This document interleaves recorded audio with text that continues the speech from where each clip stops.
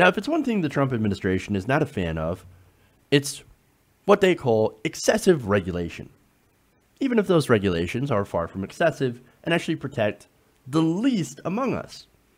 But that is unfortunately who Education Secretary Betsy DeVos is going after when she recently instructed the Department of Education to rescind 72 policy documents outlining the rights of students with disabilities. Now, according to the Office of Special Education and Rehabilitation Services, they wrote in a newsletter on Friday that it had a total of 72 guidance documents that have been rescinded due to what they say being outdated, unnecessary, and ineffective.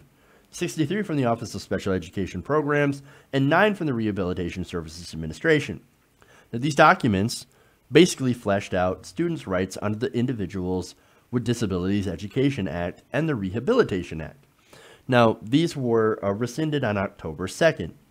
Now, advocates for students with disabilities were still reviewing the changes to determine their impact.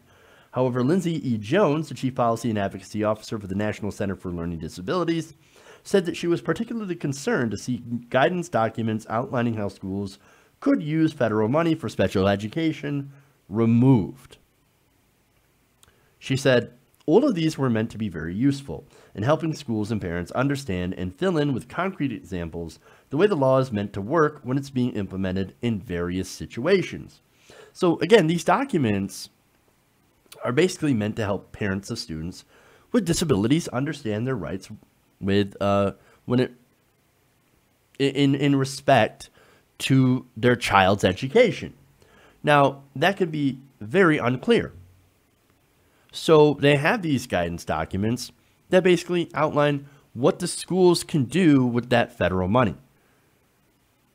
Makes sense, right? It makes sense that parents are actually in the know when it comes to their rights. Now, according to the Washington Post, the special education guidance documents rescinded this month clarified the rights of disabled students in a number of areas, including making clear how schools can spend federal money set aside for special ed. Some, such as one entitled Questions and Answers on Serving Children with Disabilities Placed by Their Parents at Private Schools, translated the legal jargon into plain English for parents advocating for their children. Some of the guidance documents that were cut had been on the books since the 1980s. Now, obviously, these changes were not welcomed by many in disability rights groups and other education advocates.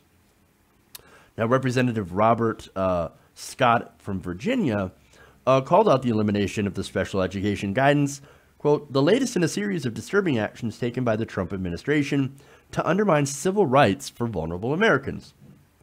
He said much of the guidance around the Individuals with Disabilities Education Act focused on critical clarifications of the regulations required to meet the needs of students with disabilities and provide them a free, appropriate public education in the least restrictive environment. Notwithstanding the actions taken by the department today, the regulations still remain in force. However, they lack the clarification the guidance provided. So that's very important. So the regulations are still there. It's just that regular people now don't really have access to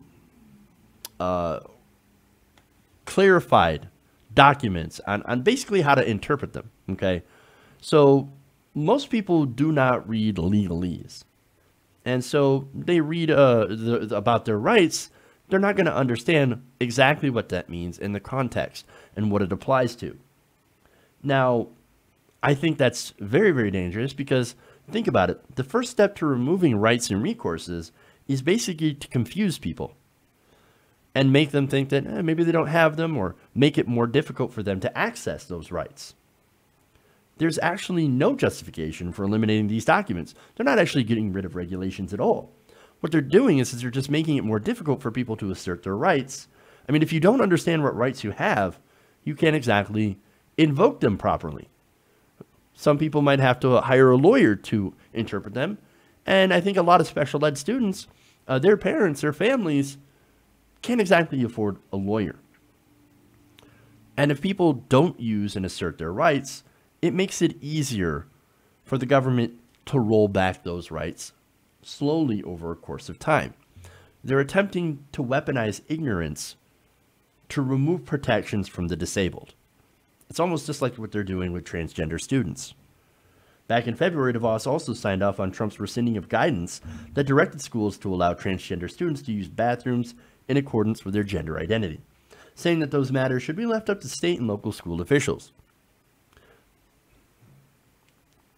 And in September, she scrapped rules that outline how schools should investigate allegations of sexual assault, arguing that the Obama-era guidance did not sufficiently take into account the rights of the accused. So we see what she's up to. Betsy DeVos and the rest of the Trump administration are the worst people. They continue to prove over and over that they will go after the weakest among us. First, they came for the sexual assault survivors on campus. Then they came for the transgender kids. And now they're going after the disabled. Hey everybody, thanks for watching this video. If you want to see more like this, please hit the subscribe button below. And if you want to support truly independent progressive media, please consider becoming a patron at patreon.com/TYTNation.